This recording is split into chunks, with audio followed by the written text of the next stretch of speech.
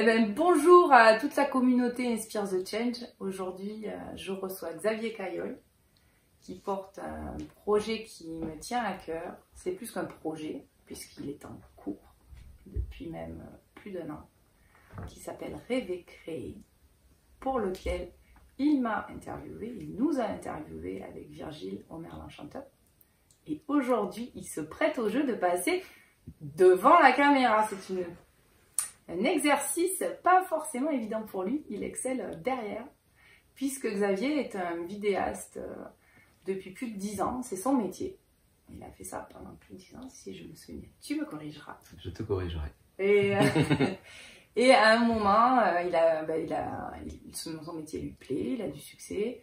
Et à un moment, il a eu un sentiment que en fait, ça commence à manquer de sens et il avait envie de passer à autre chose, de faire évoluer sa pratique et ses rencontres et son métier. Et il a lancé Rêver Créer. Donc là, c'était une dynamique sur fonds propres pour aller à la rencontre des gens qui mettent en œuvre leurs rêves. Et alors évidemment que moi, ça me parle, puisqu'il est venu voir comment nous, on a mis en œuvre nos rêves. Et ben, évidemment, pour moi, c'est un témoin important dans le cadre d'Inspire the Change, puisqu'il fait partie de ces gens inspirants. Et voilà. D'accord. Et bienvenue. Quelle présentation. Alors, est-ce que ça fait 10 ans, ou ça fait plus de 10 ans, ou ça fait moins de 10 ans que tu étais vidéaste? Ça fait depuis 2009 que j'ai créé mon entreprise. Et ça faisait depuis 2006, je pense, que j'étais photographe. Oh, Pro. Okay, ouais. Et la vidéo, c'est arrivé, je sais pas, en 2010, 2011, 2012, un truc du style. C'est ça. À peu près. Et donc, tu travaillais plutôt pour des entreprises Oui, c'était pas mal dans le secteur du tourisme, des offices de tourisme. Voilà. Okay. Donc, tu faisais des prises de vue beaucoup en extérieur. Tout ce qui est, oui, voilà, activité, tout ce que les personnes ont envie de faire, souvent pas dans leurs vacances. Donc, activité pleine nature, tourisme, paysage, voilà. Pour donner envie aux gens de venir découvrir des destinations. Ouais. Voilà. Et qu'est-ce que c'est pour toi Inspire the Change? Et on en a parlé tous les deux plusieurs fois. C'est finalement mettre en œuvre quelque chose qui est de l'ordre de l'engagement, de l'ordre d'une implication dans le monde, qui toi est partie du fait que tu t'es mis à passer à rêver créer pour diversifier ce que tu vivais. Et on en a parlé ensemble. Qu'est-ce que pour toi s'engager dans le monde, qu'est-ce que ça veut dire pour toi? Est-ce que toi tu peux te considérer comme quelqu'un d'activiste, de militant? Dans Rêver Créer, tu as interviewé, tu as rencontré des gens qui sont assez militants à leur manière. Ce qui est intéressant, ce que j'aime beaucoup dans ton documentaire, c'est qu'il y a vraiment différentes manières de s'engager dans le monde, dans ce documentaire. Et pour moi, du coup, ça m'interroge sur toi, comment tu le vois, après avoir justement aussi rencontré tous ces gens différents. Toi, comment tu portes ça, l'engagement, et est-ce que tu te considères comme activiste, militant, engagé? Je sais pas trop. Pour moi, ça me parle pas forcément ces mots, quoi. Toi, je me suis jamais posé la question de savoir si j'étais engagé ou pas. Je pense qu'on est un peu tous engagés. Voilà, chacun en fonction de ses actions fait une part et fait évoluer le monde. Donc du coup, on est tous un peu engagés d'une certaine manière, de manière positive ou négative, mais on est tous engagés dans tous les cas. Après, ouais. Chacun a sa part et son niveau d'engagement. Oui, ça devient quelque part, c'est naturel. Tu t'es pas posé la question de ça, parce que non. Il y a des gens des fois qui ont une rupture dans leur vie, quelque chose que j'aime poser la question de le jour où tu t'es mis en marche, qu'est-ce qui s'est passé, qu'est-ce qui a été le déclencheur? Alors, toi, on peut dire que ça a toujours été en toi, mais il y a quand même eu un moment où tu as senti, qu'est-ce que tu as senti dans l'activité que tu faisais? J'ai parlé de sens tout à l'heure parce que c'est un mot que tu utilises quand tu en parles, mais j'aimerais bien que tu nous en reparles, toi, est-ce que tu te souviens le jour où tu t'es dit, ou petit à petit peut-être ça s'est fait, tiens là je trouve que j'ai besoin d'autre chose, j'ai envie d'aller plus loin, ou je sais pas comment tu... En fait, donc, pendant 10 ans, je ne me suis pas trop posé de questions, on va dire, j'ai fait ce que je pensais faire, mais sans y réfléchir même, en fait, voilà, donc faisais mon métier, on me commandait des photos, des vidéos, je les réalise, je trouvais ça sympa. Je passais des moments agréables quand même les 3/4 du temps dans mon travail, dans mon quotidien, tout ça. Puis après, c'est arrivé au bout de 10 ans en fait que bon, déjà j'avais l'impression de tourner un peu en rond dans mon activité. Et surtout, j'ai eu l'occasion en fait d'avoir une sécurité, on va dire, financière qui me permettait pendant de me dire voilà, qu'est-ce que j'ai envie de faire maintenant. Je peux m'allouer 1 an ou 2 de réflexion pour voir vers où j'avais vraiment envie d'aller, ce qui peut me faire qui fait le plus au quotidien, tout ça.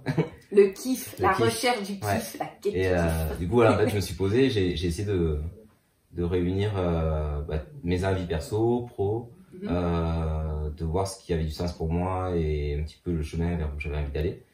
Et en fait, j'ai essayé de trouver un point commun, un projet commun qui rassemble tout ça. Et en fait, c'est Rêver Créer. Voilà. Et là où on se retrouve tous les deux, moi, j'oserais dire, non, ce qui fait sens aussi pour toi, il me semble, hein, c'est la rencontre humaine, parce que tu fais Rêver Créer, c'est vraiment, tu es allé à la rencontre de personnes qui portent des projets plus ou moins avancés et plus ou moins engagés à leur manière. Et donc, c'est des personnes à chaque fois que tu interviews. Moi, je trouve que tu as un savoir-être et un savoir-faire pour faire émerger vraiment la beauté intérieure de chacun. Et je pense que c'est quelque chose qui ça fait partie de ce qui fait sens pour toi. Qu'est-ce que tu en penses? Des fois, quand c'est notre nature, on a dit... on le voit pas en fait. Quand c'est tellement évident pour nous, on s'en rend pas compte. Mais moi, je sens que c'est ça qui t'anime aussi. C'est aller à la rencontre des autres. Après, c'est vrai que par ma nature, je suis quand même plutôt réservé et assez timide. Mais à travers la vidéo, en fait, ça me permettait justement de dépasser ça et d'aller à la rencontre des gens. Et tu te cachais derrière le... Ouais, en fait c'est tout ce projet Rêver Créer, c'est une sorte d'excuse pour faire des choses que j'ai envie de faire. Et ça me permet de les faire, voilà. D'aller à la rencontre des gens, de découvrir de nouvelles choses, d'apprendre, d'échanger, voilà. Et ça permet tout ça. Et du coup, après, j'aime bien le naturel. Du coup, par rapport aux interviews, quand j'interviewe des personnes, j'ai envie de faire ressortir ça, quoi, le côté naturel, simple, voilà.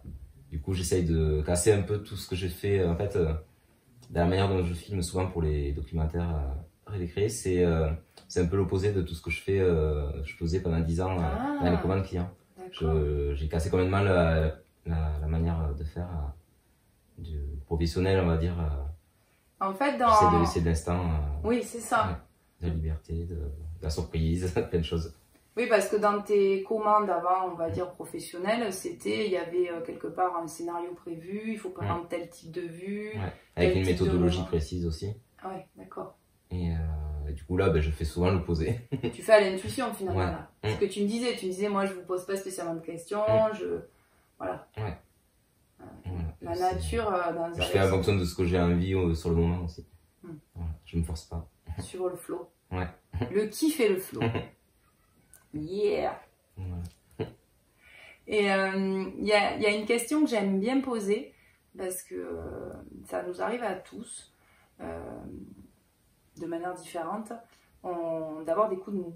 Alors certains, ça peut être le matin, le moral dans les chaussettes. Certains, ça va être désengagé. À un moment, ça va être oh là là, à quoi bon je fais tout ça, de toute façon ça sert à rien, je vais pas y arriver, ou la planète c'est la cata, espèce de dépression écologique que peuvent avoir certains, ou humaine, oh là là, l'être humain. Et puis on a tous des expériences de vie, en fait, certaines inconfortables. Et quelles sont toi tes clés quand il y a quelque chose de difficile qui t'arrive, qu'est-ce que tu... Voilà, quelle est ta manière, tes expériences, qu'est-ce que tu as testé et qui te fait du bien pour te... Voilà. En fait, bon, déjà, moi, je suis super positif. Donc, c'est un à dire aussi, c'est ça. Alors, bon, donc, voilà. En fait, faut tomber dans la marmite. Du coup, j'essaie, quand il y a quelque chose on va dire, négatif, j'essaie toujours de voir le côté positif de la chose. Et après, s'il y a quelque chose qui va pas, souvent, je laisse passer, j'attends que ça passe. Et voilà. Tu vas dans ta grotte? Non, je sais pas, ça dépend. C'est très varié, quoi. Je change soit d'environnement, soit d'activité. Mais après, ouais, j'observe un peu presque, je prends un regard extérieur. Ouais, c'est ça, tu te recul. décentres, tu prends du recul. Et puis voilà, et ça passe.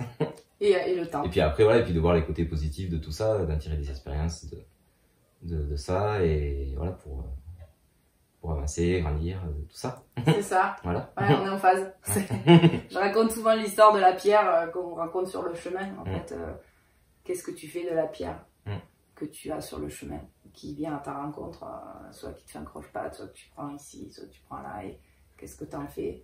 Et est-ce que tu en fais une œuvre? Est-ce que tu restes à terre? Des fois, c'est important de rester à terre un petit moment parce qu'il faut digérer.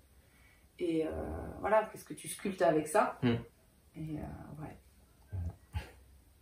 La prise de recul, la prise de hauteur, ça permet souvent de regarder sous différents angles la fameuse pierre, hein, la fameuse expérience compliquée.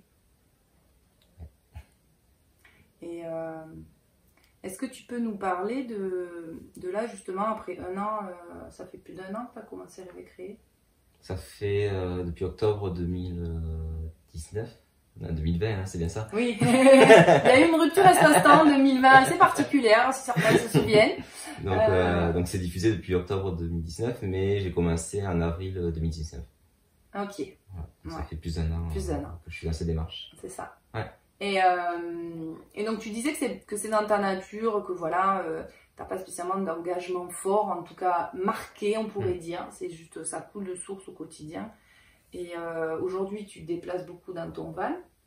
Et quand tu as eu cette prise de conscience, dans quoi aujourd'hui ta vie, comment elle est, dans quoi tu t'engages en termes de vie, quoi, dans ta vie aujourd'hui, elle ressemble à quoi par rapport à avant? Tu te sens plus, moins et vers quoi tu as envie d'aller après ce démarrage de Rêver Créer? Comment ça t'a nourri? Et comment aujourd'hui, du coup, tu te vois aujourd'hui, puis demain, vers quoi tu as envie d'aller là? Concrètement, dans mon quotidien, ça n'a pas trop changé pour l'instant. Ça met du temps, je trouve. Pas mal de changer ses habitudes, tout ça. Mais par contre, dans la manière de penser et dans mes amis futurs, ça va beaucoup évoluer. Et donc, j'ai envie d'aller vers une vie plus proche de la nature, plus en respect avec l'environnement, plus simple, avec moins de matériel. Et de passer plus de temps à prendre le temps, tout simplement. Voilà. Et bien finalement, souvent aussi, c'est ce que je dis quand je parle d'accompagnement à la création de projets, c'est que souvent on ne laisse pas le temps au temps. Et on veut tirer sur la graine pour qu'elle pousse. Et des fois dans ces coups de mou, c'est ça. Moi je connais ce type de coup de mou. C'est j'ai la vision, j'ai l'envie, je dis mais je pense que certainement ça vous parle. Et on a envie d'y être.